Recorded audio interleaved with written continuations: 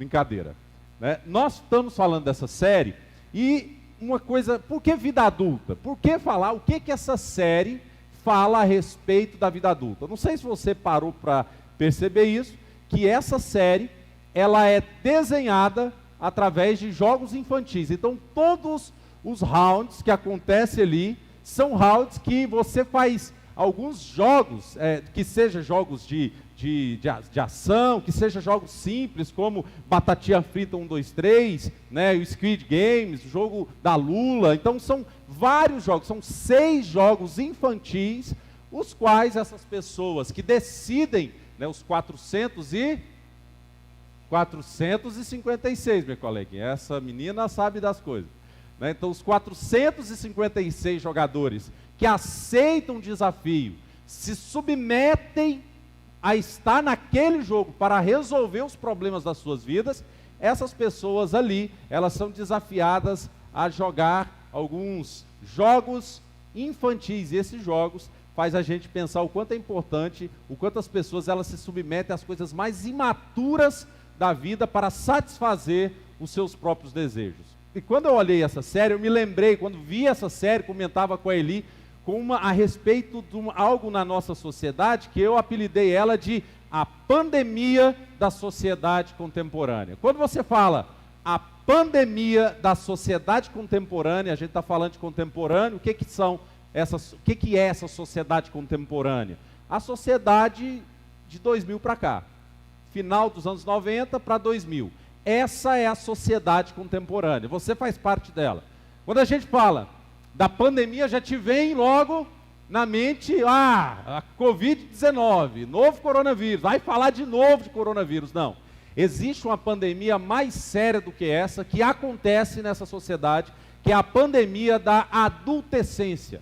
Uma mistura de pessoas que são adultas, mas ainda continua com o espírito adolescente, parecendo menino, birrento, né? Sujeitos e sujeitas de 20, 30, 40, 50, 60 anos, que simplesmente não amadureceram, que simplesmente são pessoas birrentas. Sabe, quando você pega um adolescente, aquele tipo de adolescente que nunca ouviu não para ele. Aí a hora que ele está lá na adolescência, alguém fala não para ele, o que ele faz?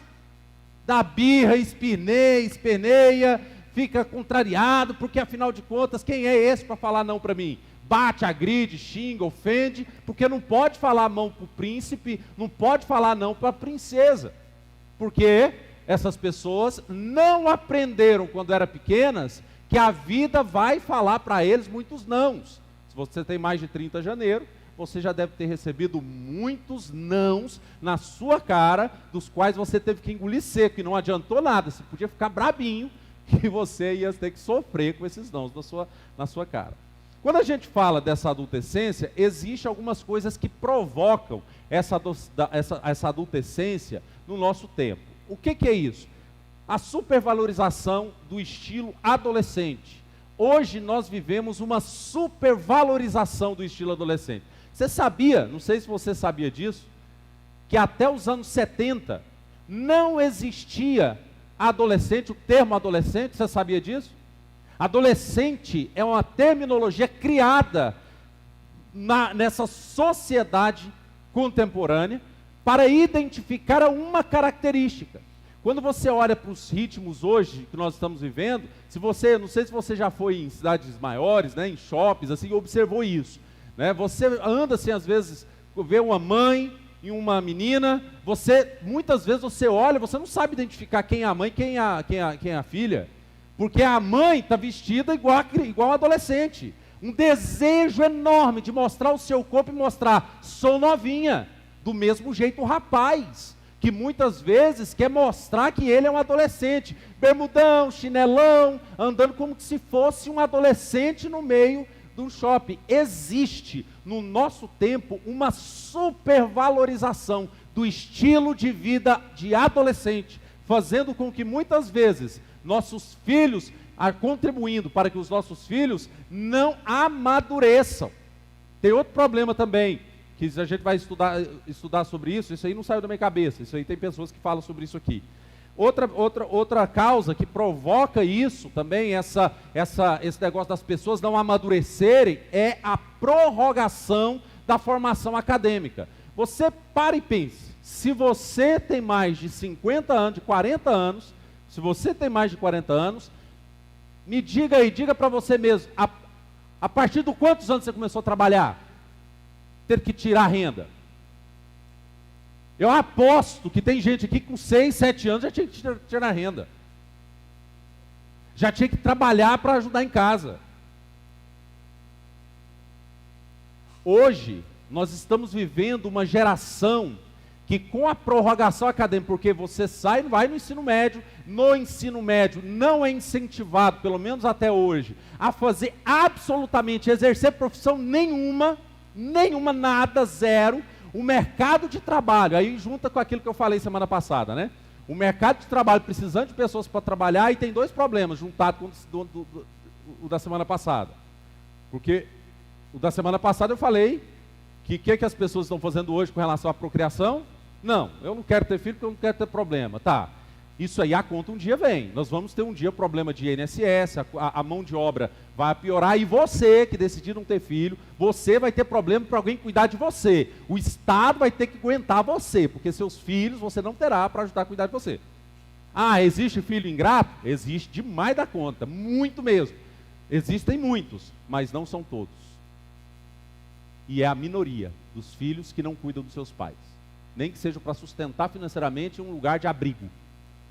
Em um lugar de abrigo. Nem que seja para isso. Existem filhos que fazem isso. Conheço filhos que fazem isso pelos seus pais. E isso é louvável. Louvável. Tá? Aí você pensa, os jovens que estavam trabalhando nos anos 60 e 70, agora ele entra na faculdade com 17, fica 4, 5 anos lá, depois ele tem que fazer uma pós-graduação, depois ele não tem tempo para trabalhar porque ele quer estudar para um concurso, e o mercado de trabalho vai ficando sem ninguém, a formação acadêmica prorroga. Aí você sabe o que acontece? Sai um menino lá no mercado de trabalho que não sabe fazer nada, não sabe lavar um prato, não sabe cuidar de nada. Primeira coisa que meu pai me ensinou quando eu era pequeno, meu pai era vendedor de cerveja e motorista. Meu pai era vendedor de bebidas. Primeira coisa que meu pai me ensinou, eu e meu irmão, vender cerveja, que era o que ele vendia, a única coisa que ele sabia fazer, e dirigir. Eu fui vendedor e meu irmão virou motorista. Primeira profissão que eu tive, que eu aprendi com meu pai, foi ser vendedor. Agora, eu pergunto, quantos jovens de hoje estão aí com 17 a 25 anos que sabem uma profissão que seja? Não tem. E isso faz com quê? Com que os nossos filhos não amadureçam. E aí esse formoso e essa formosa que pega essa fatia de época, vai culminar lá num casamento imatura, não sabe decidir sobre nada, desesperado quando os problemas acontecem. Por quê? Não houve oportunidade de amadurecimento na relação.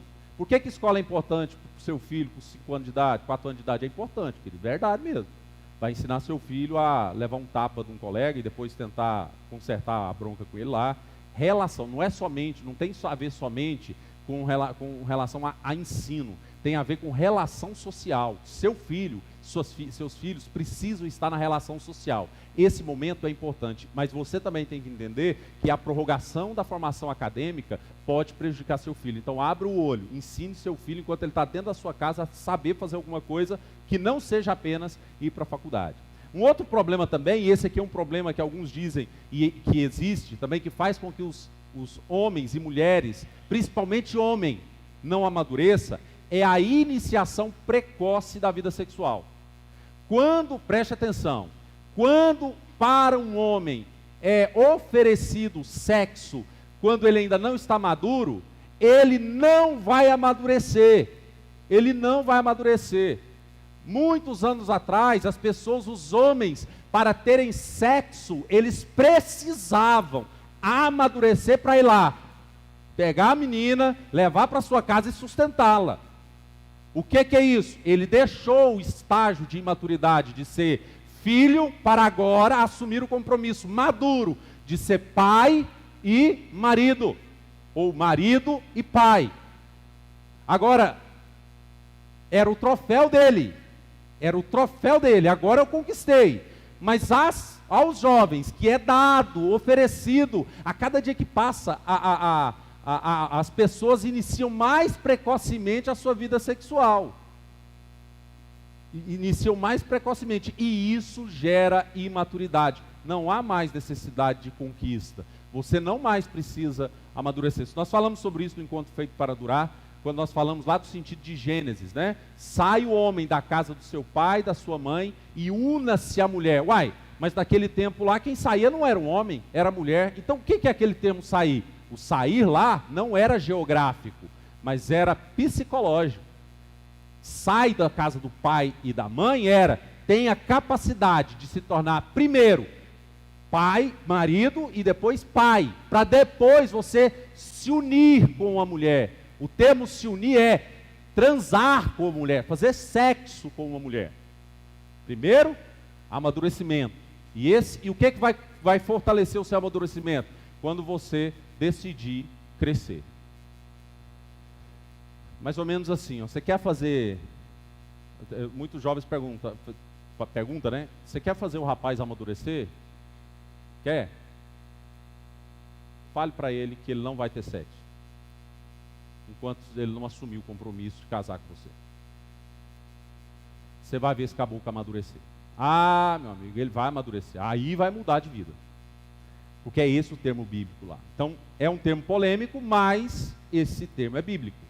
A ideia do sexo pós-maturidade, isso é bíblico. E nossa geração, cheia de adolescentes, que não aceita ouvir não, que não entende as mulheres, que não entende o limite de mulheres, e contrário também, mulheres também que não entendem as necessidades do seu marido, é tudo fruto de uma geração que, iniciando precocemente, não aprenderam a ter maturidade para conquistar isso. E, por fim, postura dos pais dos filhos na criação. Óbvio, isso vai gerar um problema seríssimo lá na frente. Pais de meninas, continue dando para os seus filhos, falando sim para tudo para sua filha, tá? Aí o dia que ela tiver um marido que não vai ter condição de dar o padrão de vida que você consegue, aí você vai ver ela ter problema no casamento. Porque o marido dela não tem a obrigação de ser para ela o que você é. Por isso você tem que impor limites, ensinar princípios para suas filhas e para os filhos também. Ensinar princípios para os seus filhos. Quer aprender a ensinar seu filho a tratar uma mulher? Ensina a partir de princípios na demonstração prática de como você trata a sua esposa, a mãe deles ou a madrasta deles. É assim que a nossa postura pode gerar gente imaturo. E mas vamos lá, quais são as características, né? Também é mencionado isso em alguns pesquisadores, falam, quais são as características de um adolescente? Primeiro, rapidamente, não assume ou não persiste nos seus compromissos, está errado aí, não assume e não persiste nos compromissos. Não persiste no compromisso, é a pessoa que vive mudando de plano toda hora, né? Não firma, né? num só compromisso. Geralmente é a pessoa que não suporta a pressão ou a adversidade. Primeira vez que o chefe chama atenção lá no trabalho, já quer ir embora, já não quer saber de nada. Não suporta a pressão e não suporta a adversidade. Ah, estão me perseguindo. E isso aqui é um problema sério, porque o meio gospel danou a inflamar o ego das pessoas com música. Ah, você tem sabor, a sua vitória vai ter sabor de mel. Ah, você é raridade, você é o chuchuzinho de Jesus aqui na terra. Ensina isso, sabe? Ensina isso para as pessoas, enquanto, na verdade, não é essa a realidade da vida. Então, essas crianças, esses adolescentes, eles não foram ensinados a lidar com as pressões. E quando ele vai lidar com as pressões da vida, o que acontece? Não suporta. O que mais? Movido também muitas vezes pelas emoções e vontades. A pessoa é extremamente instável. Ela é movida pelas suas emoções e pelas suas vontades. Elas não têm razão. Ela não consegue encontrar pontos racionais em determinadas circunstâncias. Por quê? Porque ela não foi criada e preparada para isso. Também ela tem um foco absurdo nela mesma. O foco é ela ser feliz. Ah, eu não estou feliz, então eu vou largar. Ah, eu não estou feliz, então eu vou deixar esse serviço. Ah, eu não estou feliz, então eu vou deixar essa comunidade. Dificuldades essas pessoas têm em olhar para uma relação conjugal, uma relação entre irmãos, uma relação de amizade, e entender, olha, eu estou aqui para servir, eu estou aqui para me doar, o mais importante é Deus e o outro, eu sou terceiro plano. Essas pessoas têm muita dificuldade nisso, adultescente. Adultescente também tem uma facilidade em terceirizar as responsabilidades. A culpa é sempre do outro. Muitas vezes você vai estar pensando assim, eu estou meio adultescente, né? Porque a culpa é sempre da minha esposa. Eu estou meio adultescente, porque a culpa é sempre do meu marido. A culpa é sempre do meu colega de trabalho. A culpa é sempre do meu chefe. A culpa é sempre do meu irmão. A culpa é sempre do pastor. A culpa é sempre do membro da igreja. A culpa é sempre... Transferência, excesso de transferir e terceirizar a responsabilidade é fruto de pessoas imaturas. E não foi para isso que Jesus nos chamou. Jesus nos chamou para algo muito mais. Jesus nos chamou para quê? Para maturidade. E é isso que Jesus veio fazer quando ele salvou você, chamou você para você ser discípulo dele. E como nós podemos perceber isso da Escritura? Acompanhe comigo aqui Efésios 4, versos 7 ao 16. Paulo diz assim lá na igreja de Éfeso: a cada um de nós, porém, ele concedeu uma dádiva por meio da generosidade de Cristo. Por isso as Escrituras dizem: quando ele subiu às alturas, levou muitos prisioneiros e concedeu dádiva ao povo. Notem que diz que ele subiu. Por certo, isso significa que Cristo também desceu ao mundo inferior. E aquele que desceu é o mesmo que subiu acima de todos os céus, a fim de encher consigo mesmo todas as coisas.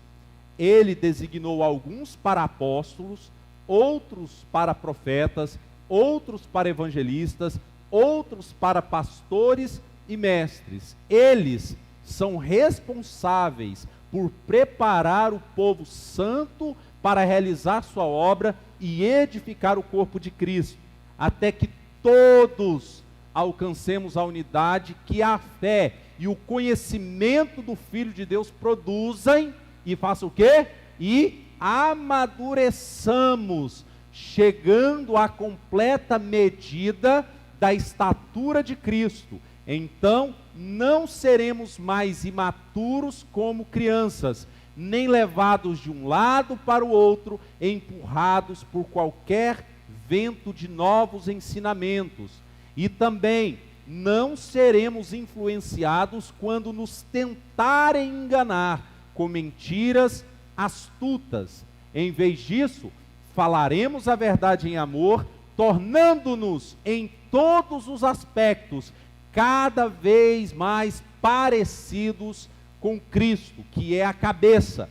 Ele faz que todo o corpo se encaixe perfeitamente, e cada parte, ao cumprir sua função específica, ajuda as demais a crescer, para que todo o corpo se desenvolva e seja saudável em amor. Para você entender esse texto, você precisa lembrar um pouco do contexto dessa igreja, que é a igreja de Éfeso. Se você abrir a sua Bíblia, lá em Atos capítulo 19 e capítulo 20, você vai encontrar o início da igreja.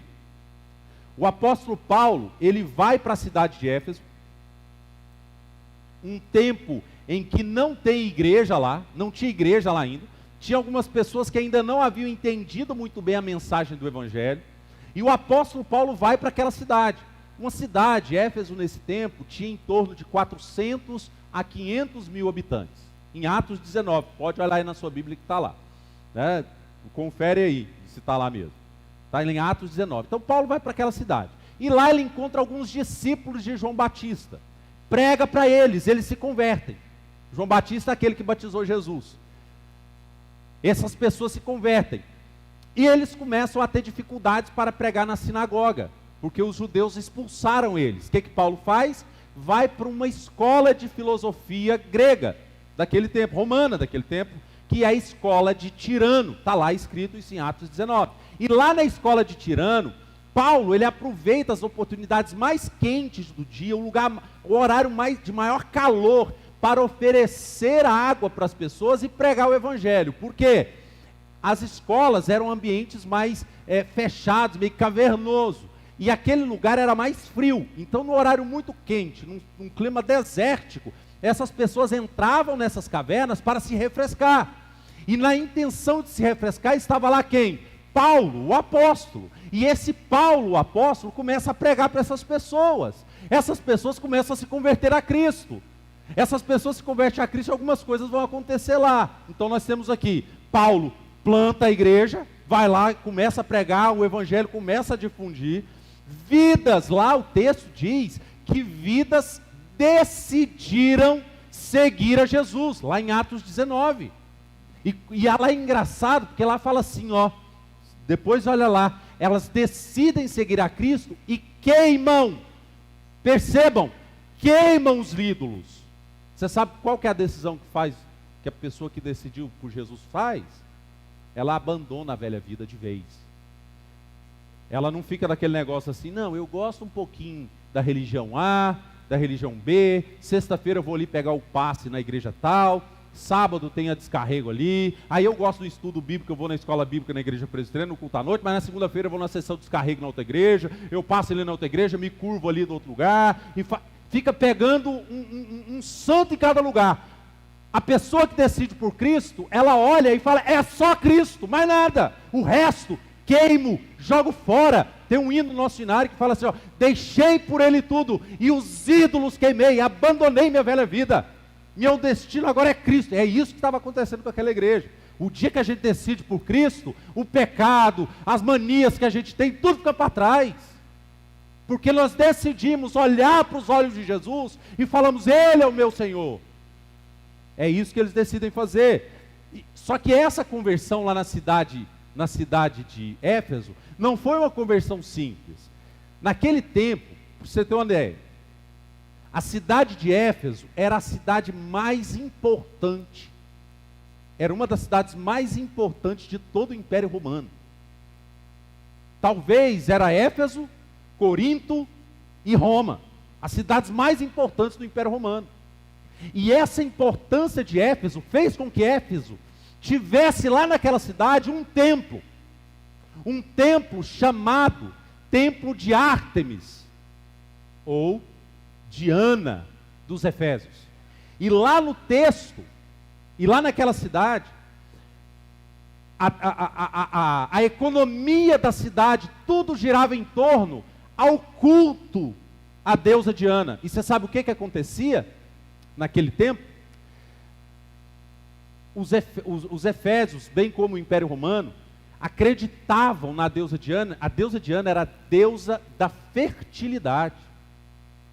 Existia na cidade de Éfeso prostitutas cultuais, que determinados dias do ano, elas separavam um momento e ao ar livre praticavam as suas orgias. Eram essas pessoas que estavam se convertendo a Cristo. Pessoas que viviam nesse mundo e agora elas se convertem. E o que é interessante nelas, sabe o que é? É que elas, ao decidirem por isso, óbvio, elas vão abandonando essa vida, mas o culto à deusa Diana não era apenas uma coisa focada na religiosidade. Quando tinha essas celebrações, vinha grego e romano de todo lugar do mundo, mexia com a economia da cidade, o culto à deusa Diana. Os ourives, lá em Atos 19, começaram a ficar preocupados, sabe por quê? Porque o evangelho em 3 anos começou a alastrar naquela cidade, começou a dominar aquela cidade de tal forma, e as pessoas começaram a queimar os ídolos, abandonar os cultos à deusa Diana. Naquele tempo, os ourives faziam pequenas imagens de prata da deusa Diana. E todas as pessoas que participavam do culto compravam a deusa de prata e levavam para casa. Aquilo mexia com a economia da cidade de 400 a 500 mil habitantes. Se você vai lá no livro de Atos, depois que o evangelho chega, os ourives ficam desesperados, porque eles dizem, sabe o que eles dizem? Não somente nós vamos perder os nossos empregos, como também o templo da deusa Diana será destruído, se nós deixarmos esses cristãos continuarem pregando. Se esses cristãos continuarem pregando, acabou o nosso emprego e o templo da deusa Diana. Olha o impacto, preste atenção. Traduzindo para o nosso tempo, se a gente começar a pregar o evangelho, você viveu o evangelho, você já parou para pensar que pode ser que empregos deixam de existir? A pregação do evangelho pode fazer com que empregos acabam. Alguns tipos de segmentos de emprego podem acabar, como essa que acontecia em Éfeso. O que aconteceu então? O evangelho promoveu, com aqueles irmãos que Paulo caminhou por ele 3 anos, promoveu uma transformação cultural. Houve um impacto cultural do evangelho na cidade de Éfeso. O que mais que a gente encontra? Aí indo para o capítulo 20, Paulo caminhou 3 anos com aquela igreja. Lá no final, Paulo pega e chama aqueles irmãos, o Apolo vai para Mileto, e Paulo pega e vira para os irmãos lá e fala assim: agora eu vou deixar vocês. Vocês agora, caminhei 3 anos com vocês. Sabe o que Paulo estava fazendo com aquela igreja? Fechando o ciclo. Preste atenção. Discipulado tem prazo de validade. Ciclos precisam fechar. E se o ciclo não fechar, a pessoa não cresce. Como é que a águia faz com o filho? Para fazer ele voar? Leva ele bem alto. Aí de lá o que ela faz? Vamos lá, meu filhinho, vem. Não, o que ela faz? Pega o bichinho e joga. E ele sai de lá batendo e tentando dar conta. E vai morrer lá embaixo. Lá e vem a águia, dá um rasante. E pega ele de novo, faz o que depois? A mesma coisa, até ele se virar para conseguir. Até o ciclo fechar. Se vira. Agora, meu. Aí se o filhote não resolver, não resolver a vida, sabe o que a águia faz? Ela acaba com o ninho. Ela destrói o ninho. A águia faz isso. Por quê? O ciclo precisa fechar. A gente não pode ficar sustentado por alguém por ad eterno. Vai chegar um momento que a gente vai ter que sustentar outros. Vai chegar um momento que quem te discipula hoje vai ter que cuidar de outros. E você vai ter que cuidar de mais outros. Isso é ciclo de discipulado. É isso que Paulo fez com aquela igreja. Hora que a gente olha para essa igreja, foi plantada por Paulo, vidas decidiram, um impacto cultural aconteceu. Depois de 3 anos, Paulo fechou um ciclo de discipulado com aquela igreja. Podemos dizer que a igreja recebeu condição para agora viverem como adultos. Agora você está amadurecido, agora você vai viver como adulto, agora vocês vão voar.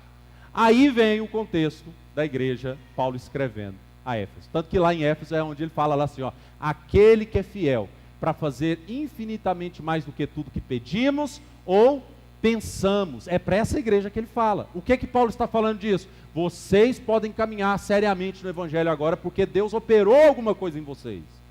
Eu caminhei com vocês, eu sei que vocês são capazes. Agora, ó, espicha o cabelo e caminha. Espicha o cabelo e caminha. Agora, como é que nós podemos viver como adulto? Olhando para esse texto que nós compartilhamos, o versículo 7 ao 8, lembrando, diz assim, ó, cada um de nós, porém, a cada um de nós, porém, ele concedeu uma dádiva por meio da generosidade de Cristo. Por isso as Escrituras dizem, quando ele subiu às alturas, levou muitos prisioneiros e concedeu dádiva ao povo. O que é a ideia desse texto? Paulo aqui está falando para aqueles irmãos que precisavam viver como adultos, que viver como adultos é uma vida confiada na obra da graça. Por isso que diz, a cada um de nós, porém, ele concedeu dádiva, concedeu um favor imerecido. Obra da graça é uma obra que Deus opera em nós. É a obra da graça, a obra da graça é quem opera em nós para nos converter e para amadurecer. Você precisa de amadurecimento? Onde está a sua confiança? Na obra da graça. Isso aqui quer dizer o quê? O amadurecimento que você precisa não tem nada a ver com a idade que você tem. A maturidade não vem acompanhada da idade. A maturidade, em primeira instância, é uma oferta da graça de Deus. É a graça de Deus que te amadurece. Não tem nada a ver com a idade, não tem nada a ver, é comum pessoas mais vividas, pessoas mais experientes em algumas áreas, suporem que são mais maduras por conta da idade e das experiências do que pessoas mais novas. Basta olhar para Provérbios. Salomão, ele condena os reis idosos pelos seus corações endurecidos, e ele elogia os reis novos quando eles eram quebrantados. Basta lembrar de Josias, novo rei. Maturidade é uma obra da graça, maturidade tem a ver com o gesto da graça de Deus, de operar em mim, na minha vida, e trabalhar o meu coração. Você quer se viver como adulto na sua vida? Melhorar sua relação com a sua esposa, melhorar sua relação com o seu marido, melhorar suas relações no trabalho. Aprenda a depender e confiar na graça de Deus. Se curvar: Senhor, por tua graça me transforme essa área na minha vida, Senhor. Eu sou imaturo nessa área, eu preciso crescer nessa área específica da minha vida. Quando nós decidimos fazer isso, nós percebemos que quem faz essa obra em nós é a graça de Deus. É a graça de Deus que nos move, é a graça de Deus que nos transforma, é a graça de Deus, é nela que confiamos. Por isso que nós podemos olhar para a realidade de qualquer pessoa, qualquer que seja a pessoa, por mais difícil que a pessoa seja, por mais pecados que uma pessoa tem, Deus pode mudar o coração dela? Pode, porque é uma obra da graça. É o Espírito Santo de Deus, maravilhoso, que vai lá e acaba e destrona os ídolos do coração e faz com que essa pessoa se renda à maravilhosa graça de Jesus. Por isso que o texto diz aqui, por isso a Escritura, quando ele subir às alturas, a ideia aqui desse texto é dizer assim: olha, quando Jesus sobe às alturas, ele liberta as pessoas, as amarras, tudo aquilo que nos prendem, nós somos libertos. Na verdade, até aquele negócio, tem gente que tem aquele termo: não, está amarrado, não, nós até é liberto. Nós estamos libertos de tudo, nenhuma condenação há para aqueles que estão em Cristo Jesus, porque as coisas velhas passaram, eis que tudo se fez novo. Não há passado, não há pecado que você cometeu ontem, que hoje você, arrependido, se debruce ao Senhor, que o sangue de Jesus já não tenha cobrido, porque é a graça que nos perdoa dos pecados que cometemos e que cometeremos. Cometemos ontem, hoje e cometeremos amanhã. É a graça de Jesus. Daqui 20 anos, o pecado que você terá em dezembro de 2041, o pecado que você vai cometer lá, você não sabe, mas a graça de Deus já está lá para te perdoar. Isso é graça. Qualquer que seja o trabalho na sua vida, é obra da graça. Segundo, o texto no versículo 9 a 12 diz assim: notem que diz que ele subiu, ou seja, Jesus subiu. Por certo, isso significa que Cristo também desceu ao mundo inferior. O que é o mundo inferior? A terra, não é o inferno não. Jesus não foi no inferno quando ele morreu na cruz, tá? Não foi. Se te contaram isso, não é verdade. Ele não foi ao inferno. O lugar inferior que ele desceu foi aqui na terra e foi a sepultura. Esse é o lugar que ele foi. Então, quando esse que subiu, foi ele que desceu. E aquele que desceu é o mesmo que subiu acima de todos os céus, a fim de encher consigo mesmo todas as coisas. E ele designou alguns para apóstolos, outros para profetas, outros para evangelistas, outros para pastores e mestres. Eles são responsáveis por preparar o povo santo para realizar sua obra e edificar o corpo de Cristo. O que Paulo está dizendo aqui para nós?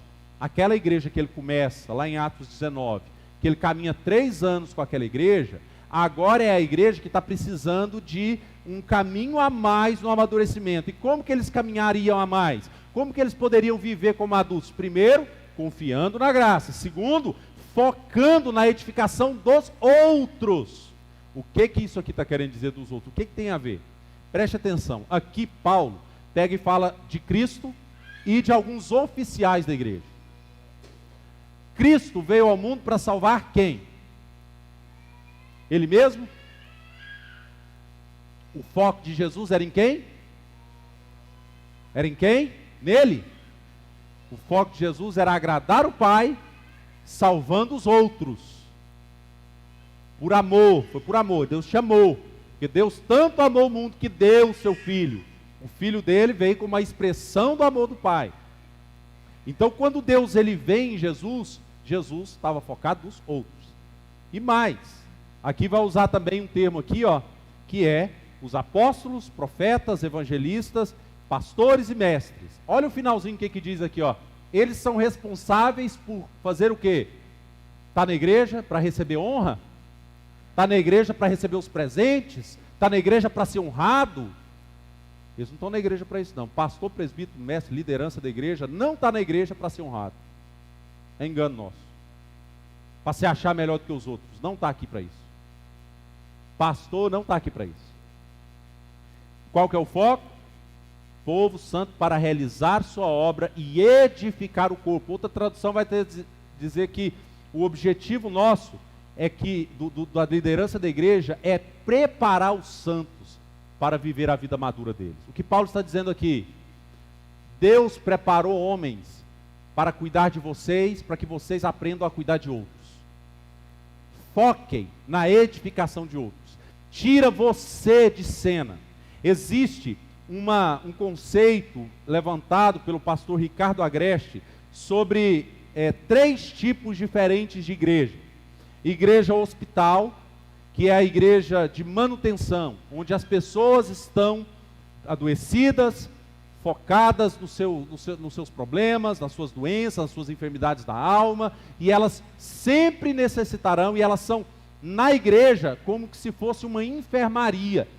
O pastor Ricardo vai falar isso, né? Que a igreja, para essas igrejas, a igreja é como se fosse uma enfermaria. Então, as pessoas da enfermaria, elas precisam de cuidado. Ninguém chega numa enfermaria mandando todo mundo levantar, que ninguém é coitado coisa nenhuma, levanta, vamos tomar cada um a sua missão aqui. Ninguém entra aqui, ninguém entra numa enfermaria falando isso. Existe um modelo de igreja hospital. Mas existe também uma igreja empresa, onde as pessoas estão extremamente ligadas e antenadas com as questões corporativas do mercado. Então a igreja é uma baita de uma empresa, onde tem gerência, supervisão e tudo, né? Não que nós não devemos ter organização, mas o foco daquela igreja é ser uma empresa que arrecada muito e que ganha muito dinheiro e que está conectada com vários tipos de ações para fazer com que ela se torne uma empresa bem-sucedida. O foco é se tornar uma igreja bem-sucedida. O problema desses 2 tipos de empresa é que você cria na igreja hospital pessoas extremamente dependentes de uma liderança, a ponto de que não faz outra coisa senão depender de uma liderança, e na igreja empresa você cria um monte de consumidor. O que o consumidor quer? Consumir. O consumidor chega num restaurante, ele quer que o garçom faça o quê? Viva para ele. E se o garçom começar a demorar demais, o que você faz? Eu mudo de lugar. Geralmente, igrejas que têm consumidores, quer consumir sermão. Se o pastor não pregar do jeito que eu quero, do tempo que eu quero, falar o que eu quero, a liderança não fizer o que eu quero, alguém fizer o que eu quero, eu vazo fora. Eu vazo fora, não quero saber disso. Está me confrontando demais. Eu estou fora disso. Eu sou consumidor. Mas existe um terceiro modelo de igreja que é dito, que é o modelo aqui de Paulo, que é a igreja missional, onde as pessoas, elas entendem que elas integram a igreja para serem preparadas para exercer a sua missão de segunda a sábado. Essas pessoas, elas não estão autocentradas, elas estão centradas, o objetivo são os outros, o objetivo é alcançar pessoas para Jesus. Essas igrejas, elas promovem pessoas dependentes de Deus, mas conectadas extremamente com a missão de Deus através delas. Elas engajam na missão. Elas engajam na missão de Deus. Elas abraçam a missão de Deus. Nós somos chamados para dependermos da comunidade. Mas essa comunidade, ela deve servir para o meu amadurecimento e eu servir de amadurecimento para a vida de outros. O foco é sempre os outros. Deus... O resumo dos 10 mandamentos: amar a Deus e ao próximo como eu me amo. O foco é Deus e o próximo. Eu é se der tempo, eu é se eu conseguir. Eu sou em terceiro plano. E por fim, o texto do versículo 4 ao 13, aqui só está o 13 e o 14, mas o versículo 4 ao 13 depois você pode acompanhar lá na sua casa. Diz assim, até que todos alcancemos a unidade da fé, a unidade que a fé e o conhecimento do Filho de Deus produzem, e amadureçamos, chegando à completa medida da estatura de Cristo. Então, não seremos mais imaturos como crianças, nem levados de um lado para o outro, empurrados por qualquer vento do novo ensinamento, e também não seremos influenciados quando nos tentarem enganar com mentiras astutas. O que Paulo está falando para eles aqui? Olha, o nosso foco para vivermos como adulto precisa ter como referência pessoal a pessoa de Jesus Cristo. O foco do cristão, do discípulo de Jesus, precisa ser aprender a ser igual a Jesus Cristo. O modelo de vida adulta que nós temos é Jesus Cristo, que desde criança, lá em Lucas capítulo 2 diz que desde criança Jesus crescia no conhecimento, na estatura e na graça. Jesus crescia desde criança. Conhecimento, estatura e graça. Nós temos que tomar decisões focados sempre na certeza de que nós devemos parecer-nos com Cristo em toda e qualquer decisão. Eu preciso imitar a Cristo. O seu foco é ser igual a Jesus. Vocês, irmãos que estão sendo recebidos aqui hoje, vocês e nós que já estamos, vocês precisam aprender a imitar a Cristo onde vocês vivem, porque o objetivo é esse. Olha só, até que alcancemos a unidade da fé, do conhecimento do Filho de Deus, eu preciso conhecer a Cristo, aprofundar meu conhecimento a respeito da obra de Jesus, saber o que Jesus fez, as implicações do que Jesus fez na minha vida diária. As minhas decisões precisam ser pautadas no que Cristo diz, e não no que o meu sentimento diz, e não no que o mundo diz, e não no que os prazeres me dizem, mas é no que Cristo diz. Eu preciso ser dirigido pela pessoa de Jesus. Se parecer com Jesus é agir, viver, decidir, pensar, se comportar e a partir sempre dos princípios de vida que Ele estabeleceu. Por exemplo, vida equilibrada. Jesus chamou seus discípulos para viver uma vida de equilíbrio em tudo. Na razão, nas emoções, no desfrutar dos seus prazeres. Imitar Jesus é você ser amoroso ou amorosa com a sua família. Imitar Jesus é demonstrar amor aos nossos amigos, aos nossos irmãos em Cristo. É envolver com a comunidade assim como Cristo envolvia. É amar os nossos inimigos, orar pelos que nos perseguem. A menos que nós decidamos oferecer outra face nas nossas vidas, nós não estaremos imitando a Cristo. E se eu não tenho essa capacidade de me curvar, de me humilhar, eu preciso aprender mais e ter mais conhecimento a respeito de Jesus. E quando eu falo ter mais conhecimento, não estou falando vir mais ao culto. Eu estou falando que você precisa ser discipulado. Você precisa ser discipulado. Você precisa entender assim, olha, eu preciso que alguém me discipule para eu ter mais maturidade, a lidar com os meus medos, com a minha ansiedade. Eu preciso de maturidade para lidar quando as coisas acontecem errado, eu desanimo, eu abandono tudo, eu largo, jogo tudo para o ar, porque eu não quero saber de mais nada. Qualquer coisa que aconteça, eu vou sumir, vou largar, vou sair do grupo. E você precisa de maturidade para resolver isso. E maturidade só se alcança com discipulado. Aqui na igreja, nesse momento, você não será maduro. Você não será amadurecido aqui. Isso é um ambiente de relação, onde as pessoas abrem o coração para você, você abre o coração para outros. E é aí que acontece a relação de amadurecimento. Não é a sua experiência sozinho, não é a sua idade, não é o quanto você foi super crente aí por muito tempo, não é porque você fez um curso de teologia, não é por nada, é somente porque você se permitiu ser discipulado. Fale com alguém, peça a alguém, um irmão que você conhece, uma irmã que você conhece, que esteja num caminho mais amadurecido que você, e fala, me ajude a amadurecer, estuda a Bíblia comigo, me desafie meu coração. Isso é ter vida adulta. Como é que a gente aplica isso a nós? Primeiro, pare de achar que já sabe tudo. Como é que você vai viver vida adulta? Olhando para esse texto. Pare de achar que sabe tudo. Pessoas maduras creem que precisam aprender mais de Jesus. Elas creem, olha, eu não sei tudo, eu preciso aprender mais de Jesus. Pare de achar que já sabe. Pare de achar que você já chegou num nível que não tem mais nada a aprender. Pessoas que já sabem tudo, dificilmente elas serão pastoreadas, porque elas já sabem. Elas não sabem, mas acham que já sabem, e vão ficar sempre na sua suposição de aprendizado, por suas experiências de vida ou por seu tempo de crente. Segundo, pare de querer ser servido e satisfeito em tudo. As pessoas não existem para te satisfazer. Com isso aqui eu quero dizer o seguinte: o que isso está querendo dizer? Se o ministério de Jesus foi focado no outro, se Paulo, ao escrever sobre a função dos apóstolos, eram os outros, você não pode querer que as pessoas que relacionam com você satisfaçam os seus desejos mais malucos ou saudáveis que você sonha. A sua vida é o outro. Para simplificar isso, no ambiente conjugal, por exemplo, não pense que o seu cônjuge tem que te fazer feliz e te satisfazer. Pense sempre: o que eu vou fazer para ele ou para ela se satisfazer? O foco é o outro. Seus filhos, o foco é que eles cresçam e eles amadureçam.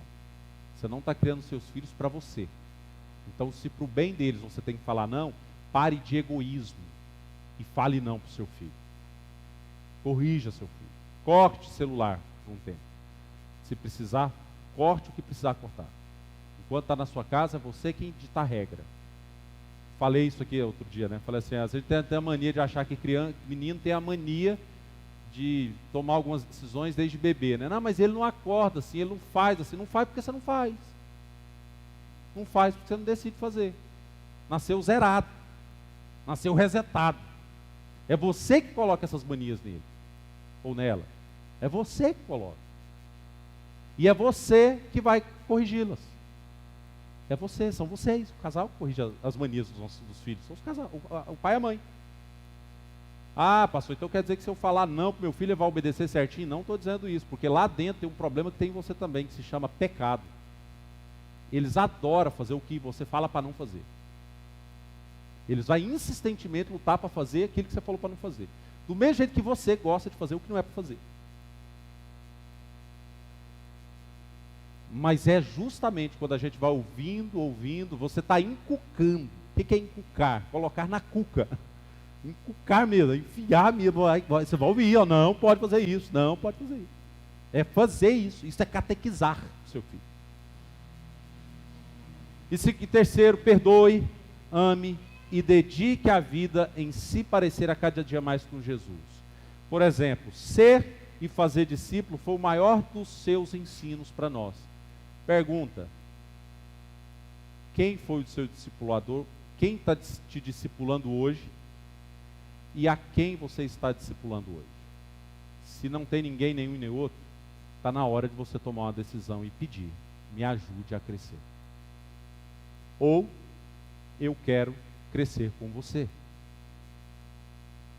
O que você não pode é descansar seu coração no está tudo bem. Você não pode se acomodar. Vamos orar? Convido vocês, os irmãos, para se colocar de pé.